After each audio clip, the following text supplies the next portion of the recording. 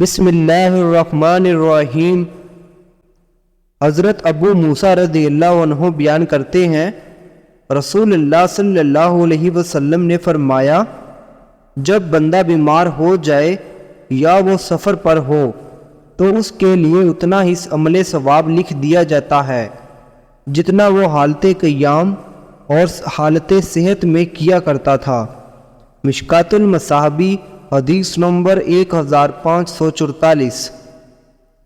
حضرت ابو ہریرہ رضی اللہ عنہ بیان کرتے ہیں، رسول اللہ صلی اللہ علیہ وسلم نے فرمایا، شہداء 5 قسم کے ہیں: طاعون کے مرض سے، پیٹ کے مرض سے، ڈوب جانے سے فوت ہونے والا، کسی دیوار وغیرہ کے نیچے دب کر مر جانے والا، اور اللہ کی راہ میں شہید ہو جانے والا۔ مشکوٰۃ المصابیح حدیث نمبر 1546۔